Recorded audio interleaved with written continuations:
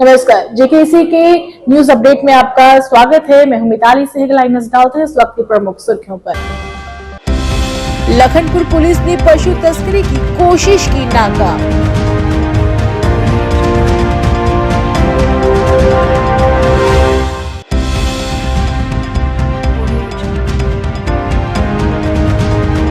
मार्च में शुरू होगा बजट सत्र, राजनीतिक दलों की जम्मू सचिवालय में बुलाई गई बैठक। जम्मू कश्मीर पर्यटन विभाग ने भलेसा पर्यटन विकास प्राधिकरण की स्थापना के लिए कागजी कार्रवाई की शुरू।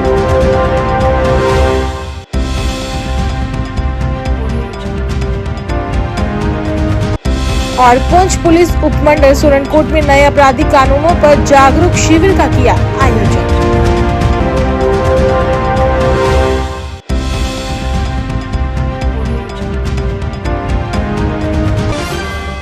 लखनपुर पुलिस ने जम्मू और कश्मीर की सीमा पर पशु तस्करी की 3 बड़ी कोशिशों को एक ही दिन में नाकाम कर दिया।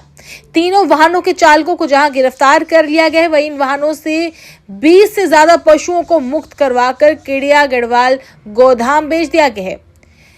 पशु तस्करी का पहला प्रयास दूध के कंटेनर की आड़ में किया गया और दूसरे में सब्जियां दिखाकर पशु कश्मीर घाटी की ओर ले जाए जा रहे थे। जानकारी के अनुसार कंटेनर की आड़ में पशुओं को तस्करी करने का ये प्रयास रावी दरिया के रास्ते किया जा रहा था।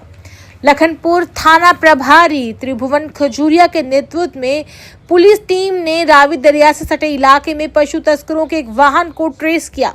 शक होने पर एक वाहन JK0222092 को जांच के लिए रोका गया तो उसमें क्रूरता के साथ पशु लादे पाए गए। वहीं अन्य मामले सब्जी से लादे ट्रक की जांच पुलिस ने पशु तस्करी का बड़ा भांडाफोड़ किया। पुलिस ने 3 मामलों में वाहनों को जब्त करते हुए चालकों को गिरफ्तार किया है, जिसकी पहचान शकीर अहमद शाह निवासी मोहल्ला शेर बीबी तहसील चंबलवास रामबन है, अमित कुमार निवासी फिंडर आरसपुरा और साहिल मुजफ्फर निवासी मजजाम DH पौड़ा कुलगाम के रूप में हुई है। वहीं पुलिस ने मामला दर्ज कर आगे की कार्रवाई शुरू कर दी है।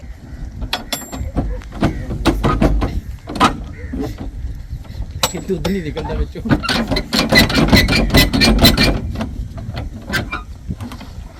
दोवें बराबर जोड़ो भैया। हाँ बराबर जोड़ो दोवें। हाँ इधर करो। हाँ ना हमने सामना करो।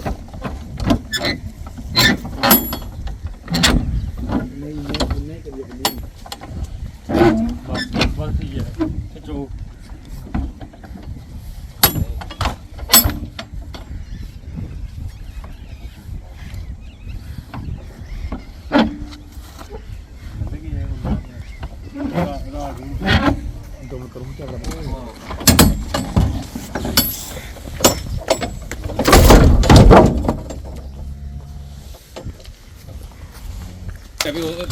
बाहर दे कन्ने भी हाल वाले वाले हैं बराबर चढ़ा दे बराबर किना है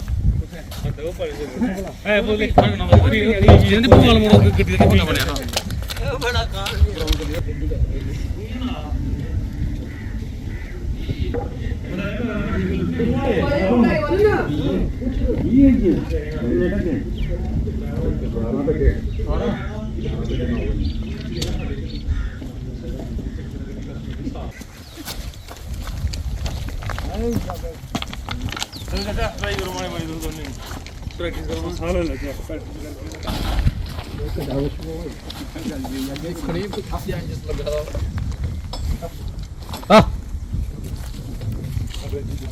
सनी में रस्सी भर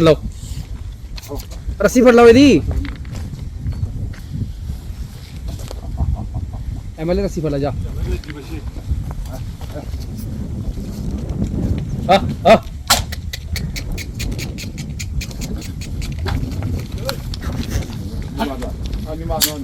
आया बंगाली क्यों?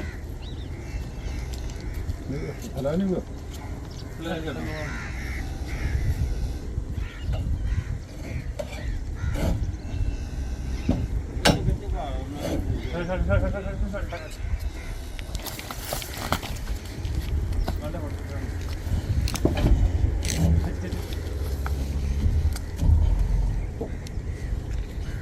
इसका लो ले जाओ उधर ही बाहर नहीं दिया।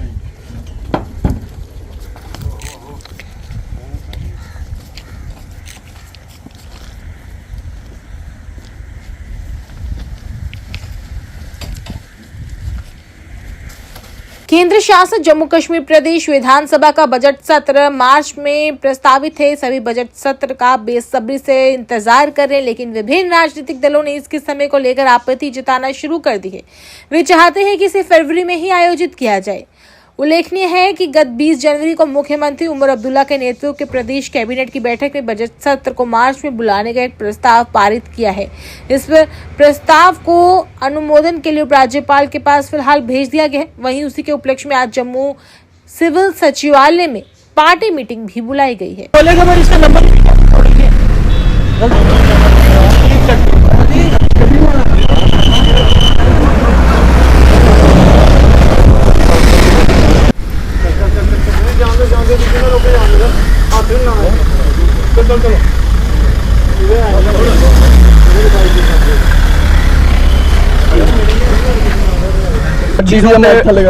दो चीजों पे भारतीय जनता पार्टी बिल्कुल क्लियर स्टैंड रखेगी। किसी भी अनकॉन्स्टिट्यूशनल और एंटी नेशनल, चाहे वो रेजोल्यूशन हो, चाहे वो क्वेश्चन हो, 0 आवर हो या नॉर्मल डिबेट हो, किसी भी कीमत पे भारतीय जनता पार्टी अनकॉन्स्टिट्यूशनल और एंटी नेशनल किसी भी बात को एक्सेप्ट नहीं करेगी। रूटीन में लोगों की बात हो हम उसे एक्सेप्ट करेंगे, लेकिन जिस प्रकार से कुछ पॉलिटिकल पार्टीज जिनकी बेस अब खत्म हो चुकी है, चाहे उसमें पीपल्स डेमोक्रेटिक पार्टी है, पीपल्स कॉन्फ्रेंस है, उनके कुछ मेंबरान ने जिस प्रकार के बिल्स और रेजोल्यूशन को पहले ही पब्लिसाइज किया है, किसी भी कीमत पे भारतीय जनता पार्टी इन चीजों को एक्सेप्ट और अलाउ नहीं करेगी। मुख्तलिफ पॉलिटिकल लीडर्स हैं डिफरेंट पार्टीज के लेजिस्लेचर में, उनके साथ मुशावरत के लिए बुलाया है, कंसल्टेशन के लिए बुलाया है। हाउस चलना चाहिए कॉपरेशन में और हर एक को मौका मिलना चाहिए बात करने का, और ये जो सेशन है प्रोडक्टिव बनना चाहिए। ये जहाँ तक हमारे अवाम का ताल्लुक़ है, जिन्होंने हाउस को चुना है, चाहे सरकार के हिमायत में खड़े लोग या अपोजिशन, सबका अधिकार है, हक है। यह ऐसा जगह है, हाउस है, जहां एक उम्मीद है आवाम की, क्या उनको राहत पहुंचाने के लिए कुछ कहा जाएगा, कुछ किया जाएगा। जम्मू कश्मीर पर्यटन विभाग ने भलेसा पर्यटन विकास प्राधिकरण की स्थापना के लिए अब कागजी कार्रवाई भी शुरू कर दी है। आपको बता दें कि एनसी नेता गंदो भलेसा ब्लॉक अध्यक्ष रफी चौधरी ने हाल ही में मुख्यमंत्री उमर अब्दुल्ला के साथ उनकी बैठक के दौरान भलेसा में तोसरीम विकास प्राधिकरण के गठन की मांग उठाई थी। वहीं चौधरी ने चिराब घाटी से एक प्रतिनिधिमंडल का नेतृत्व करते हुए सीएम के समक्ष ही मांग उठाई थी, जिस पर संबंधित विभागों द्वारा अब कार्रवाई की जा रही है और अब कागजी कार्रवाई भी की जा रही है और जल्द ही पर्यटन विभाग वहां का दौरा करेगा और भलेसा में पर्यटन विकास जो है वो जमकर आएगा। आपका बहुत बहुत शुक्रिया। मैं Rafi Chaudhary National Conference leader Gundo Bhalessa से हूँ। आज जो बात करने का आपसे मुझे मौका मिला है वो ये बात है कि पिछले दिनों में मेरा डेपुटेशन रियासत के वज़ीर आला जनाब उमर अब्दुल्ला साहब से उनकी रिहायशी गाह पे मुलाकात हुआ था, जिसमें अब गुंदो भलेसा को लेकर कई बेसिक मुतालबात इशूज़ थे वो उमर अब्दुल्ला साहब के नोटिस में लाए, जिसमें कल के दिन में सिविल सेक्रेटरीट महकमा टूरिज़म जम्मू की तरफ से एक आर्डर जो है वो डायरेक्टर टूरिज़म को फॉरवर्ड किया हुआ है।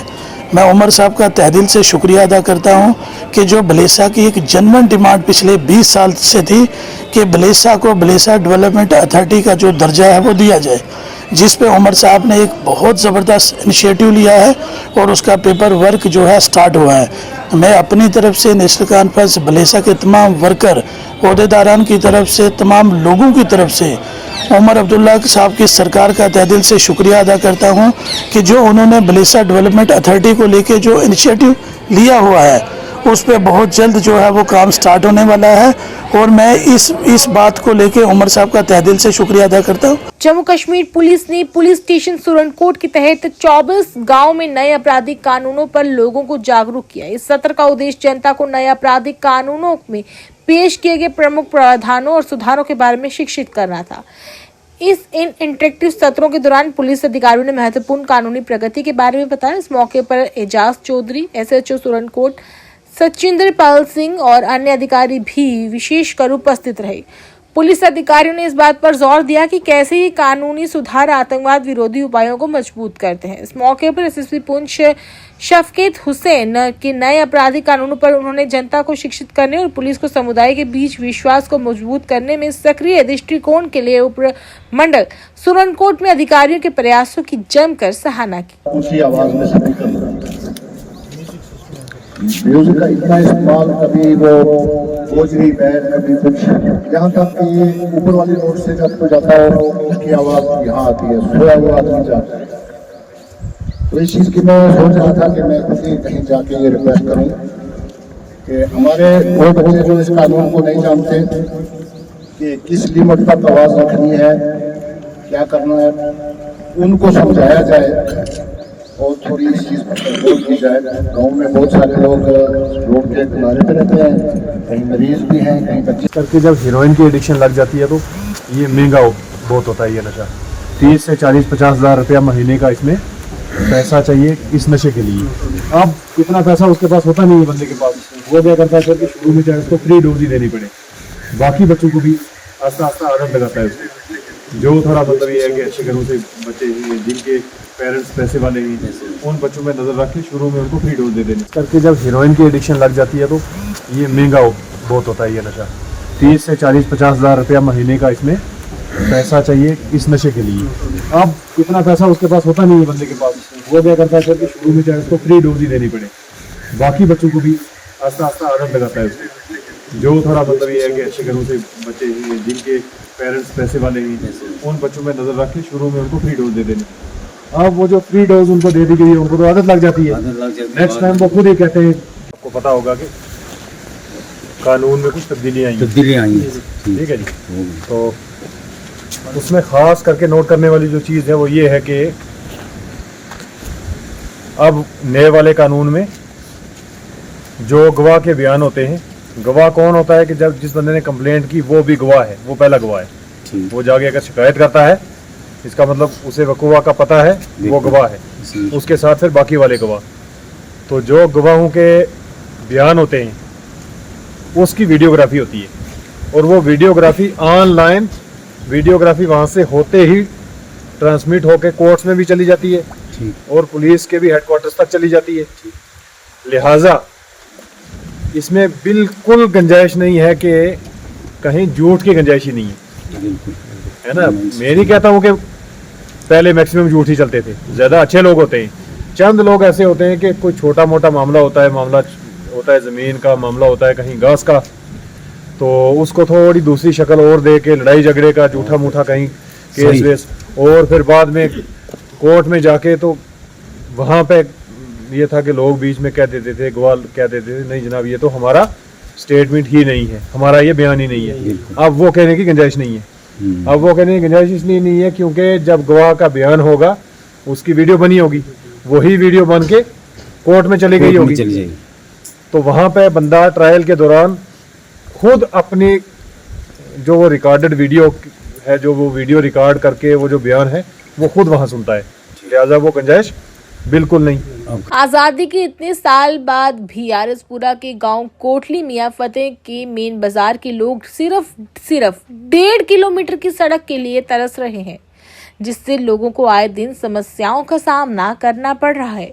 हमारे संवाददाता वहां मौके पर पहुंचे और इस बारे में ग्रामीणों से बातचीत की तो उन्होंने बताया कि बरसात के समय में स्थिति और भी ज्यादा बद से बदतर हो जाएगी।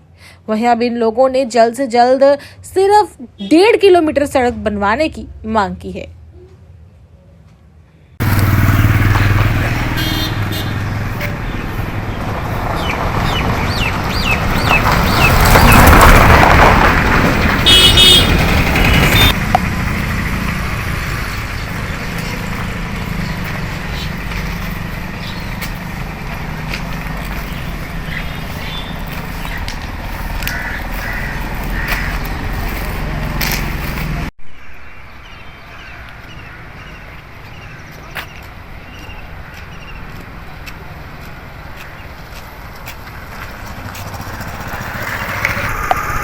लाओ साइड से बिल्कुल बोल का आहो बिल्कुल बोल का इतना परेशान हो रहा है बिल्कुल यार करने देख लो रोड के बारे च असीं चाहते हैं कि रोड जिहड़ा रही है इस रोड की कंप्लीट किया जाए, क्योंकि कोटली मियां फतेह दा बस अड्डे के उपर अड्डे का अड्डा चलता, अड्डे कन्नै मंदिर की वजह कन्नै लोकें बहुत ज़्यादा तकलीफ होती है। असीं ये चाहते हैं रोड की जल्दी को जल्दी कंप्लीट किया जाए, क्योंकि बाकी रोड जिहड़ा सारा कंप्लीट कर दिता और इन्हें चैनल की वजह कन्नै रोड जिहड़ा कंप्लीट किया उसकी वजह कन्नै अज लोकें बहुत ज़्यादा सहूलत जी होआ करती है। असीं ये चाहते हैं जो रही है 1.5 किलोमीटर रोड जोड़ा इसकी जल्दी को जल्दी कंप्लीट किया जाए।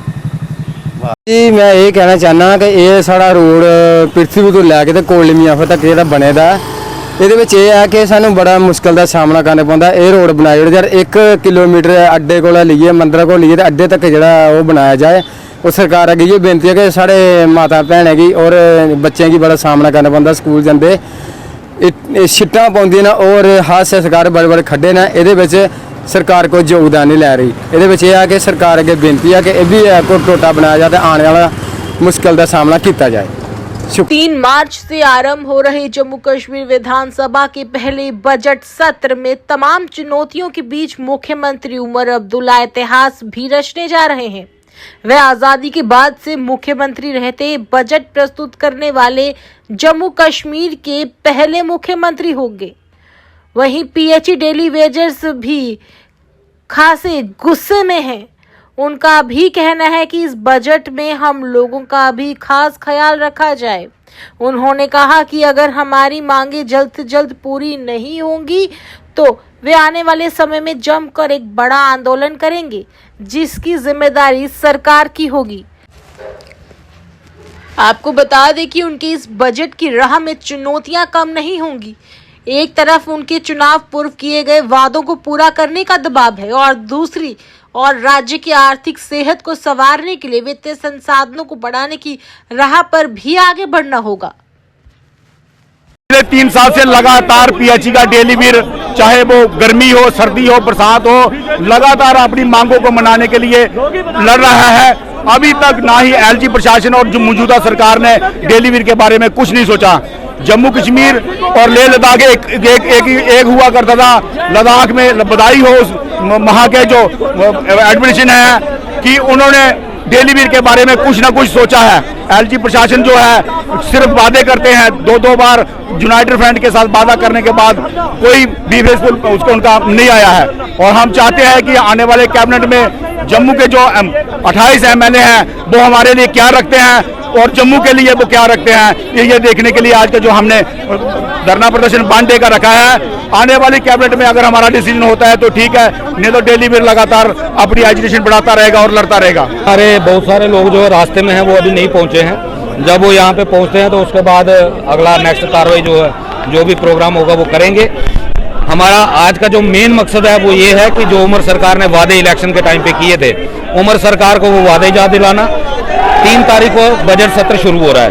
तो दूसरा हमारा आपके चैनल के माध्यम से हर एक एमएलए को ये अपील है कि आपने डेली वेजरों से वोट लेके कुर्सी हासिल की है।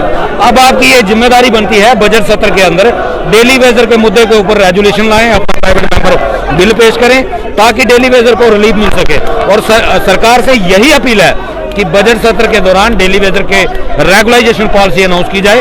अगर सरकार इसमें विफल रहती है तो बजट सत्र के दौरान ही एक बड़ा प्रदर्शन फिर से हो सकता है, जिसमें एमएलए के गिराव हो सकते हैं, एमएलए के घरों के गिराव हो सकते हैं, मिनिस्टरों के घरों के गिराव हो सकते हैं, सेक्टर का गिराव भी हो सकता है। तो इसलिए हम टकराव की नीति बिल्कुल नहीं चाहते। हम अपील के द्वारा ही ये कहेंगे कि जो वादे उमर साहब ने इलेक्शन के समय पे किए थे उनको तुरंत पूरा किया जाए। जेकेसी के इतना ही। मैं थी आपके साथ मिताली सहगल। आप देख रही है जेकेसी न्यूज। नमस्कार।